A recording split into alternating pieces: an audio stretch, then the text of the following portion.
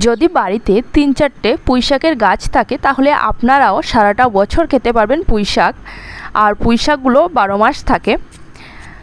আর আজ আমি দেখাবো কিভাবে ছাদ বাগানে টবে বা গ্রো ব্যাগে খুব সহজেই পুঁইশাকের চাষ করা যায়।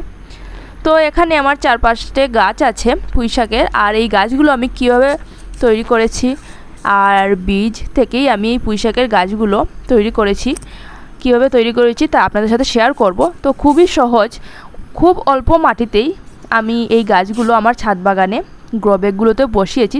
আর এই দেখুন গ্রো ব্যাগগুলো খুব ছোটো ছোটো, তবুও গাছগুলো কি সুন্দর হয়েছে। আর যদি ৩-৪টে গাছ থাকে আপনাদের বাড়িতে বা ছাদ বাগানে তাহলে আপনারাও সারা বছর খেতে পারবেন।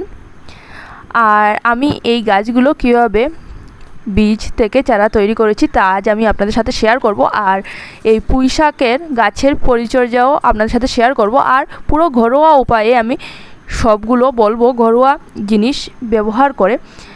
তো আমি কোনো রাসায়নিক সার এই গাছগুলোতে অ্যাপ্লাই করিনি, সব কিছু ঘরের জিনিস যেগুলো আমরা রান্নাঘর থেকে ফেলে দেই, আমাদের কাজে লাগে না এই জিনিসগুলো আমি গাছের মধ্যে দিয়ে গাছগুলোকে এত সুন্দর করেছি। তো রাসায়নিক সার ছাড়াই গাছ খুব সুন্দর হয়।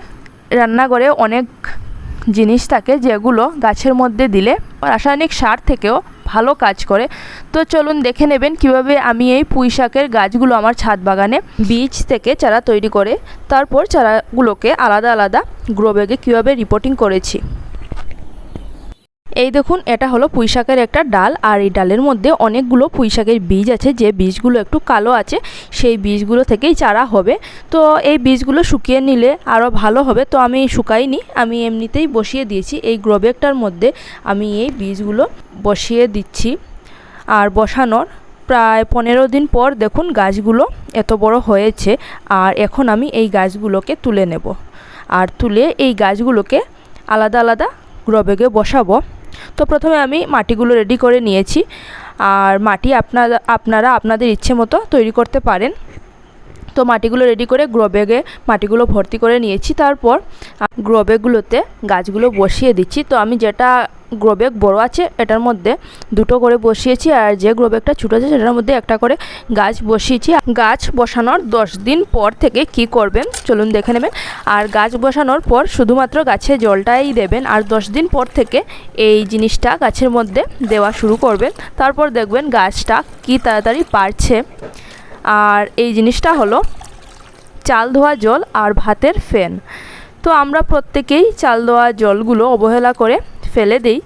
তো এই জিনিসটা ফেলে না দিয়ে গাছের মধ্যে দিলে গাছগুলো খুব তাড়াতাড়ি বড় হবে, রাসায়নিক সার থেকেও তাড়াতাড়ি গাছগুলো বড় হবে, আর এটা দিলে কোনো ক্ষতিও হবে না।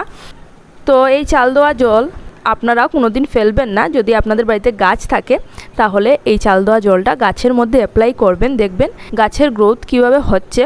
তো এই দেখুন এই চাল ধোয়া জলগুলো আমি সবগুলো গাছের গোড়ায় দিচ্ছি, আর 2 দিন পর পর দিলেও হবে। আর এই চাল ধোয়া জলটা ডাইরেক্ট গাছের মধ্যে দেবেন না, একটু পাতলা করে দেবেন।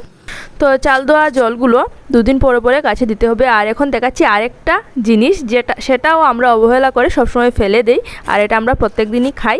তো এই জিনিসটাও গাছে দিলে গাছগুলো খুব তাড়াতাড়ি বড় হবে, আর গাছের পোকা থাকলে সবগুলো পোকা চলে যাবে। তো এটা হলো পেঁয়াজ আর রসুনের খোসা ভিজানো জল। আমি একটা কৌটোতে পেঁয়াজ আর রসুনের খোসাগুলো ভিজিয়ে রাখি, সবসময় এটার মধ্যে ভেজানো থাকে।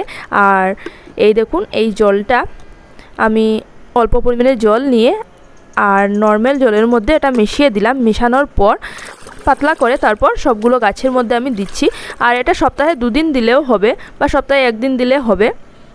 তো আমি সপ্তাহে 2 দিন করে দিয়েছি এটা, আর চালের জলটা দিয়েছি সপ্তাহে 3 দিন। এইভাবে এই ঘরোয়া সারগুলো গাছের মধ্যে অ্যাপ্লাই করে আমি মাত্র 20 দিনের মধ্যে এই গাছগুলোকে এতটা বড় করে নিয়েছি।